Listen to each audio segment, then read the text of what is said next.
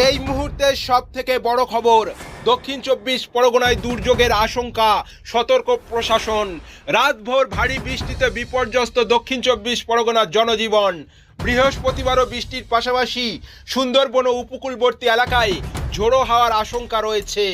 ঘন্টায় সর্বোচ্চ 70 কিলোমিটার বেগে হাওয়া বইতে পারে বলে পূর্বাভাস। এর সঙ্গে রয়েছে অমাবস্যার কটাল, ফলে নদী ও সমুদ্রের জলস্তর বাড়ার পাশাপাশি জলোচ্ছ্বাসের আশঙ্কাও রয়েছে। পরিস্থিতি মোকাবিলায় উপকূলবর্তী এলাকায় বাড়তি সতর্কতা জারি করেছে প্রশাসন। মৎস্যজীবীদের সমুদ্রে যেতে নিষেধ করা হয়েছে। আগামী 15ই আগস্ট পর্যন্ত এই নিষেধাজ্ঞা থাকবে। নদী ও সমুদ্র তীরবর্তী এলাকার বাসিন্দাদের সতর্ক থাকার পরামর্শ দেওয়া হয়েছে। পরিস্থিতির অবনতি হলে প্রয়োজন অনুযায়ী বাসিন্দাদের নিরাপদ আশ্রয় কেন্দ্রে সরিয়ে নেওয়ার প্রস্তুতি রাখা হয়েছে। প্রশাসনের পক্ষ থেকে সকলের কাছে আবেদন, দুর্যোগের সময়ে অযথা বাইরে বেরোবেন না, নদী ও সমুদ্রের কাছাকাছি যাবেন না এবং প্রশাসনের নির্দেশ মেনে চলুন।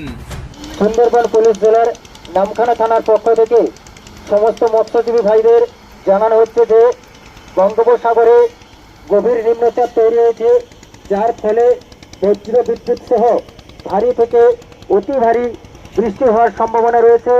সেই সঙ্গে নদীতে জল বাড়ার সম্ভাবনা রয়েছে। তাই সমস্ত মৎস্যজীবী ভাইদের উদ্দেশ্যে বলা হচ্ছে, আপনারা 15ই আগস্ট পর্যন্ত কেউ নদীতে মাছ ধরতে যাবেন না। আপনারা আপনাদের নৌকোগুলিকে নিরাপদ স্থানে শক্ত কাছি দিয়ে বেঁধে রাখবেন এবং যিনাদের নদীর পাশে কাঁচা বাড়ি রয়েছে, আপনারা সময় মতো আপনাদের নিরাপদ স্থানে আশ্রয় নেবেন এবং কিছু সমস্যা হলে আপনারা সরাসরি নামখানা থানাতে যোগাযোগ করবেন। নামখানা থানার পুলিশ প্রশাসন সর্বদা আপনাদের পাশে রয়েছে এবং থাকবে।